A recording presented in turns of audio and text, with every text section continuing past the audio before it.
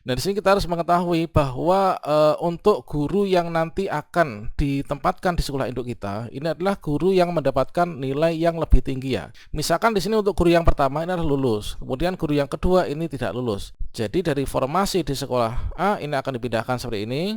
Setelah formasinya ini dipindahkan, maka berikutnya pemenang inilah yang nanti akan ditempatkan di sini, teman. Inilah untuk jenjang dan juga jabatan yang sama. Sehingga di sini meskipun lulus seleksi ya cuman sebatas lulus seleksi saja, menjadi pemenang satu saja, namun nggak bisa ditempatkan. Baiklah, assalamualaikum warahmatullahi wabarakatuh. Sobat calon guru, selamat datang di channel calon guru. Sobat semuanya, pada video ini kita akan mencoba membantu menjawab pertanyaan teman-teman di kolom komentar pada video sebelumnya. Misalkan saja di sini jika guru induknya itu ada 2 dan sudah selesai tes observasi, bagaimana nasib salah satu peserta yang tidak lolos? Mohon pencerahannya. Inilah merupakan ilustrasi yaitu dari teman-teman untuk pelamar prioritas kedua dan juga ketiga yang akan mengikuti seleksi verifikasi kesesuaian atau seleksi observasi P3K Guru 2022.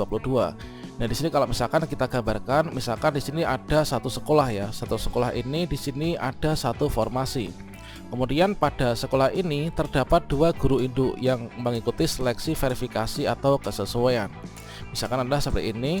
Ya benar, di sini yang perlu kita ketahui bahwa guru dengan nilai yang tertinggi itulah nanti yang akan lulus di sekolah induknya ya, selama ada kebutuhan.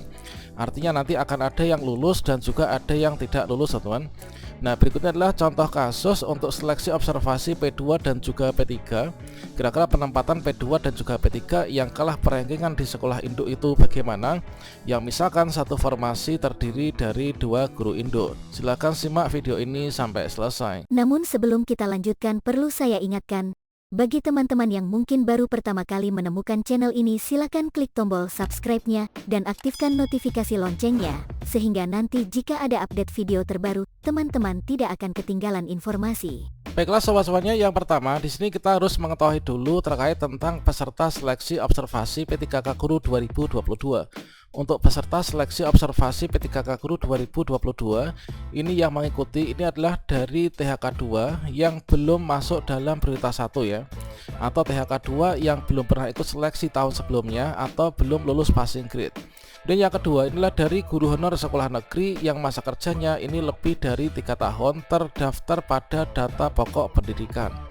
Nah, dari THK 2 dan juga guru sekolah negeri masa kerja lebih dari 3 tahun ini nanti mengikuti seleksi verifikasi atau kesesuaian atau seleksi observasi P3K Guru, yang mana nanti akan dinilai dari tim penilai ini, yang mana terdiri dari tim penilai dari kepala sekolah, guru senior, pengawas sekolah, serta diverifikasi oleh Dinas Pendidikan dan juga BKPSDM.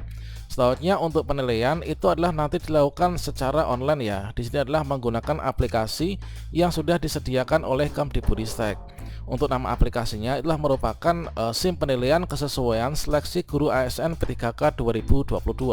Jadi nanti dari penilai entah itu kepala sekolah, guru senior, pengawas atau ketiganya nanti login ke akun masing-masing, kemudian memilih guru honorer yang masuk dalam penilaiannya nanti untuk dinilai ya, diamati teman-teman.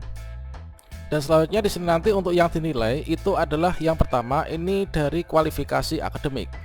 Dari kualifikasi akademik, apakah ijazah kita itu sesuai dengan bidang kelas ataupun juga mapel yang kita ajar ya, atau juga sesuai dengan formasi yang dibuka. Nah, terkait tentang untuk penilaian kualifikasi akademik, ijazah, serdik, ataukah ijazah S1 atau D4 ini sudah kita lakukan. Kalau misalkan kita baca pada jobdesknya untuk yang penilaian kualifikasi akademik ini sudah dilakukan ketika teman-teman mengikuti seleksi administrasi ya. Saat ini kalau misalkan teman-teman itu sudah lulus seleksi administrasi, maka teman-teman untuk di bagian kualifikasi akademik ini adalah sudah dapat dikatakan lulus, teman-teman. Nah, kemudian yang dinilai dari tim penilai berikutnya inilah terkait tentang kompetensi teknis, kemudian kinerja, kemudian pemeriksaan latar belakang. Meskipun di sini untuk penilaiannya itulah semacam mengisi kuesioner ya dari tim penilai, namun di sini perlu kita ketahui bahwa dalam penilaian untuk pelamar prioritas kedua dan juga ketiga, kalau misalkan kita melihat untuk alur seleksinya untuk P2 dan P3, di sini nanti akan menghasilkan hasil yang terkerucut ya, yaitu guru nilai tertinggi yang akan lulus ya di sekolah induk selama ada keputusan. Nah, selama ada kebutuhan. Kalau misalkan kita mencermati dari kata-kata ini, kalimat ini tentunya nanti untuk data-data yang didapatkan ini akan menjadi data kuantitatif ya, atau data yang dapat diukur, sehingga nanti akan ada yang dapat nilai lebih tinggi atau mungkin juga nilai sama atau juga ada yang lebih rendah. Dan untuk penilaian inilah nanti setelah teman-teman diumumkan ya, pengumuman seleksi kompetensi. Setelah dilakukan seleksi kompetensi yang nanti akan dimulai pada tanggal 27 di bulan November ini. Nah, berikutnya di sini nanti akan ada nilai yang dapat ada guru yang dapat nilai lebih tinggi. Tentunya itulah nanti yang akan ditempatkan di sekolah induknya. Nah, lantas seperti dengan yang ditanyakan oleh teman-teman, misalkan di sini ada sekolah ya. Di sini ada sekolah, kemudian di sini ada dua guru honorer, ada dua guru honorer yang ada dalam satu sekolah ini, artinya dalam satu sekolah ini ada dua guru induknya kan. Nah, di sini kita harus mengetahui bahwa untuk guru yang nanti akan ditempatkan di sekolah induk kita, ini adalah guru yang mendapatkan nilai yang lebih tinggi ya. Selama di sana nanti ada kebutuhan. Misalkan di sini untuk guru yang pertama ini adalah lulus, kemudian guru yang kedua ini tidak lulus. Nah, maka untuk guru yang lulus itu akan menempati formasi di sekolah induknya. Kemudian untuk guru yang tidak lulus ini nanti gimana? Otomatis di sini meskipun sama-sama lulus nanti kan diambil yaitu nilai yang lebih tinggi ya. Misalkan di sini guru yang A ini adalah dia itu nilainya lebih tinggi daripada guru yang B. Berarti guru yang A ini adalah nanti yang akan lulus dan mengisi formasi di sekolah induknya. Berikutnya untuk guru yang nilainya lebih rendah, ini adalah nanti dapat dikatakan tidak lulus di sekolah induknya. Berikutnya ini nanti akan masuk menjadi guru non induk ya, bergabung dengan teman-teman guru non induk yang lain yang sama-sama tidak lulus di sekolah induknya. Berikutnya untuk penempatannya bagaimana? Untuk penempatannya ini adalah akan ditentukan oleh Kemdikbudristek, teman-teman. Soalnya di sini akan ditentukan oleh Kemdikbudristek. Misalkan saja di sini dalam suatu daerah ya atau satu instansi dari gugusan sisa formasi untuk penempatan P1 itu masih ada sisa formasi 40. Itu dikurangi oleh penempatan P2 P3 yang sudah mengisi di sekolah induknya. Maka nanti akan dicari formasi-formasi yang masih bisa diisi atau masih tersisa yang tidak melebihi dari formasi kebutuhan yang ada di sekolah masing-masing. Sehingga di sini misalkan saja untuk jumlah P2 dan P3 ini masih ada 100, kemudian sisa formasi dalam satu instansi ada 40. Tentunya nanti dari 100 akan diambil 40 nilai yang paling tinggi, teman-teman, akan diurutkan. Kemudian untuk yang 60 ini nanti belum dapat diangkat untuk tahun ini. Nah, berikutnya di sini adalah untuk skemanya ya. Misalkan ini adalah seperti ini adalah ada skema 3 nanti, teman-teman. Yang pertama yaitu pelamar yang lulus ini akan ditempatkan di sekolah induknya. Juknis pelaksanaan seleksi Kemdikbudristek ini tepatnya teman-teman bisa melihat pada bab 4 bagian B yaitu poin 3I ya. Akan di sini diilustrasikan yaitu untuk instansi ini memiliki kebutuhan 4 formasi ya, tersebar di 4 sekolah. Formasi hanya dibuka di sekolah A dan juga sekolah B. Kemudian pelamar dari sekolah C dan D ini melamar ke sekolah A dan B atau hanya perlu isi biodata diri. Ini penempatan nanti akan ditentukan oleh Kemdikbudristek. Tentunya nanti akan menggunakan base system ya. Kemudian untuk penilaian observasi ini memang baik itu yang ada formasi di sekolahnya ataupun tidak, ini nanti tetap teman-teman untuk P2 P3 ini bisa melakukan pendaftaran dan juga bisa mengikuti seleksi observasi. Seleksi tersebut nanti akan diikuti di sekolah masing-masing.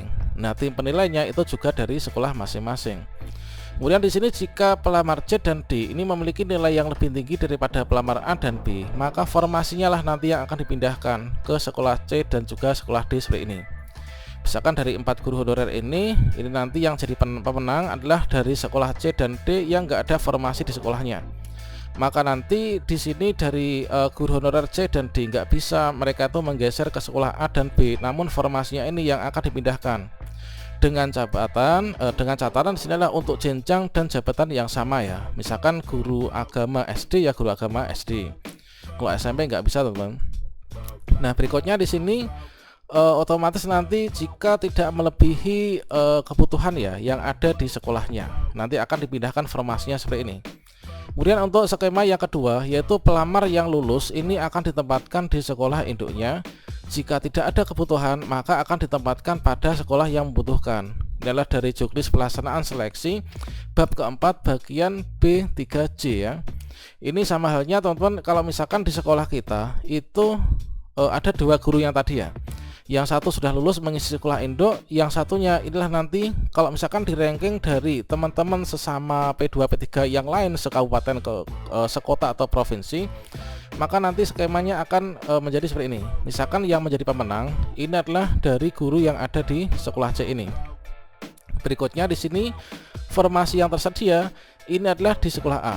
Formasi di sekolah A ini yang tersedia. Kemudian di sini untuk sekolah B ini tidak ada guru honorernya, maka di sini dari pemenang sekolah C ini nanti akan menempati di sekolah B. Jadi dari formasi di sekolah A ini akan dipindahkan seperti ini. Setelah formasinya ini dipindahkan, maka berikutnya pemenang inilah yang nanti akan ditempatkan di sini teman. Inilah untuk jenjang dan juga jabatan yang sama. Jadi seperti ini nanti kalau misalkan dari guru di sekolah A ini nggak lulus atau mungkin nilainya lebih rendah, maka formasinya yang diambil dimasukkan ke sekolah B.